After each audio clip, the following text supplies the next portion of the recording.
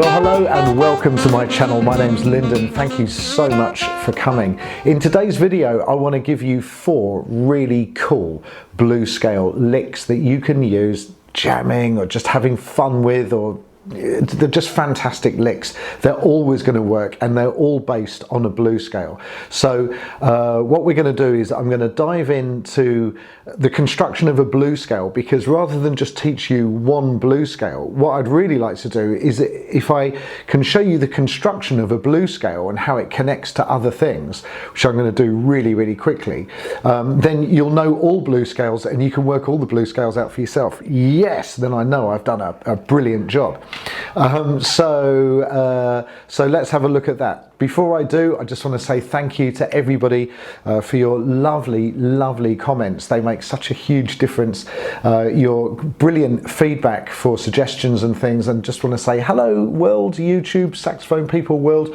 Really lovely of you to buy me coffees and support the making of this channel.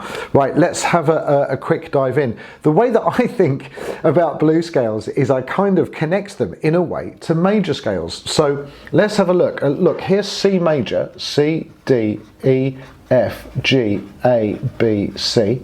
And if I take the second mode, I'm going to rattle through this quickly. If there's anything that you don't understand, just ask in the comments or send me a message. But hopefully, or have a look at my other tutorials, because there's a lot of answers there. The second mode of C is D minor.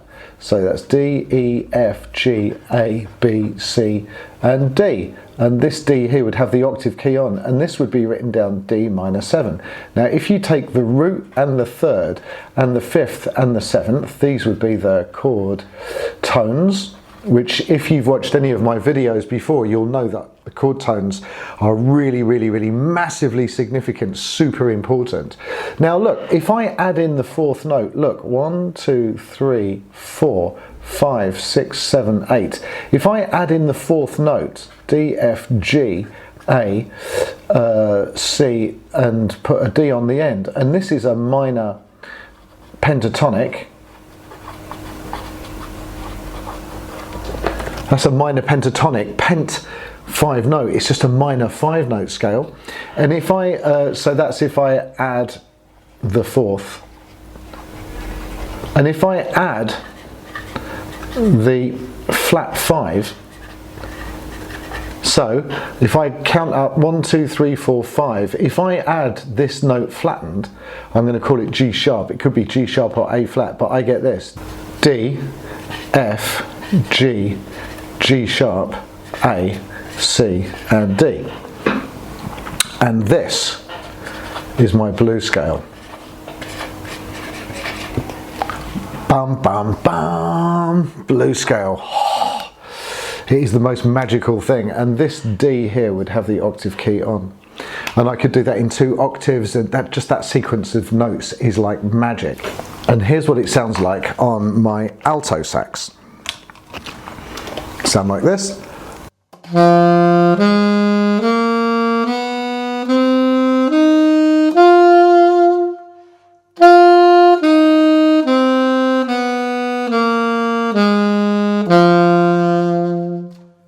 And already it sounds absolutely fantastic. So I'm going to clean this sheet off and I'm going to write down some licks. Okay, so here's my first lick. I'm going to go, so 4 blues scale licks. And here's the first one. It is G sharp, G, F, D, F, G. And then I've got an answer for that, because this is a kind of question and answer thing. G sharp, G, F, G, F. And none of those, and we're going to kind of, this is the question and this is the answer. And that is going to sound absolutely fantastic. So when people jam on a blues scale, when I'm teaching this privately, what they tend to do is like an idea here and an idea and another idea and another idea, another idea, another idea. But there's no obvious connection between their ideas, and this is what I want you to really avoid doing. What I want you to do is I want you to get one phrase really under your fingers and then just develop it and repeat it, and that's what sounds absolutely fantastic. It really does. I'm going to do this with the backing track because it always sounds better with the backing track, and this is Session Band Jazz Volume 3 on Swing Funk. I've got into here, I've muted off the metronome and the trumpet, which are the lead instruments, and I've also made sure that this is set to E flat for alto saxophone, and here we go. So listen to how fantastic this sounds.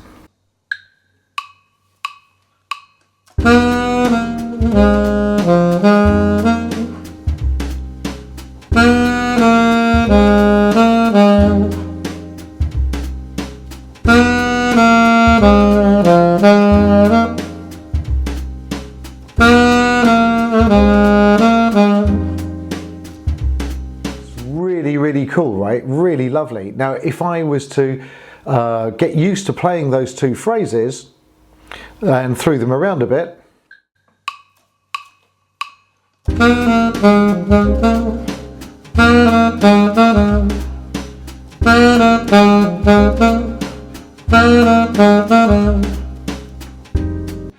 Really nice, right? I think it just sounds great, and if you did, you could do that over and over and over and over and over, and it would sound amazing.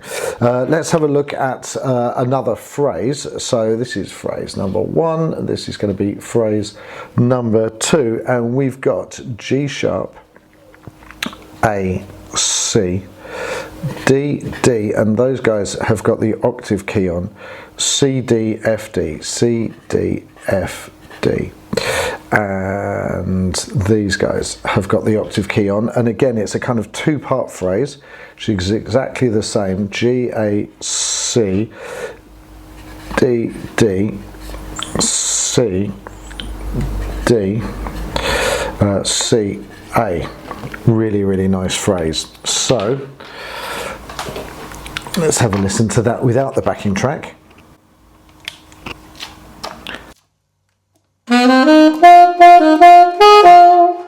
And then the second part. Doesn't that sound lovely? Really cool. And let's have a listen to that.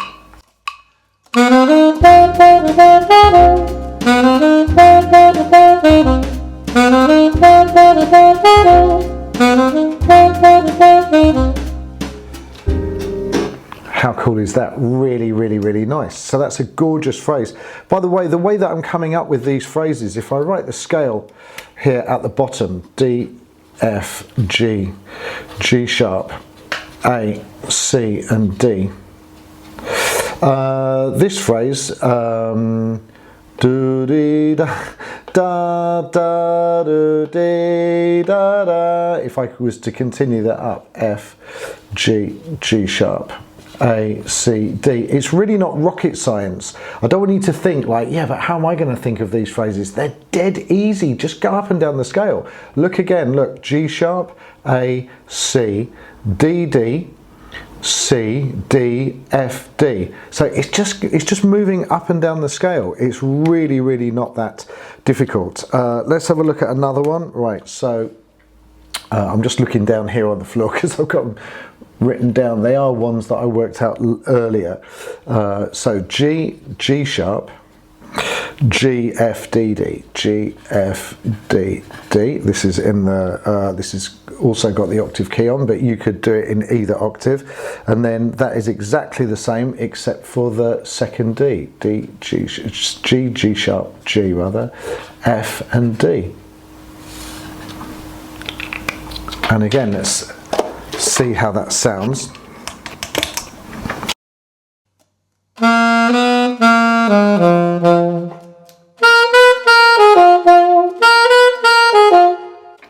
Just correct that.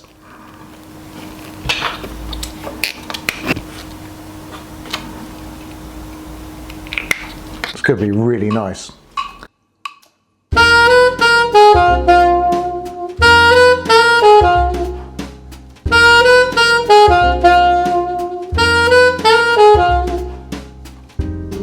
So cool. What a lovely phrase. And again, if we look at the construction of it, look, G sharp, sorry, G sharp, G, F, D, D. It's not rocket science, just coming down the scale. It's really, really, really straightforward, and I'd really massively encourage you to work like this. You know, just pick a few notes of the blues scale, play it up and down, see how it sounds, and it will probably sound absolutely awesome. So we've got C, D, this is the last phrase, F, D, G, F, D, F, and everything from there has got the octave key on, and do exactly the same again. So C, D, F, D, G, F, D, D, just make that F a little bit clearer, F, D, D. Yeah, and all of these guys have got the octave keys on.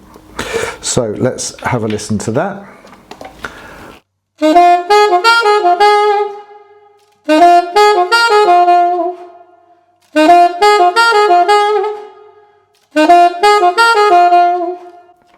And if I apply that to the backing track, it's going to sound really, really cool.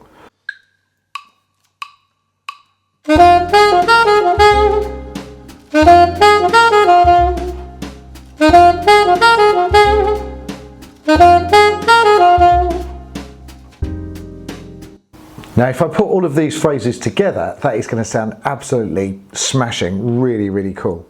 Such a British expression, smashing. It's going to sound smashing. Let's hope so.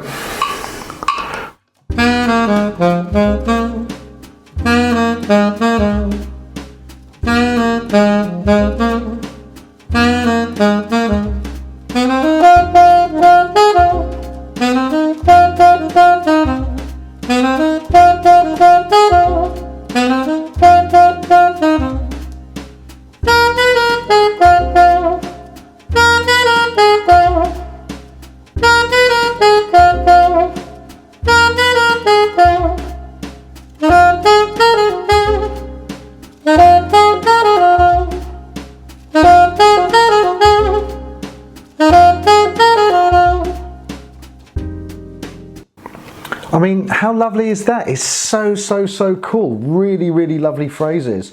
If you listen to professional saxophonists' solos in music like this, that's what they're doing. They're making a statement and then they're developing that statement and playing with it and playing with it more and then moving on to another statement.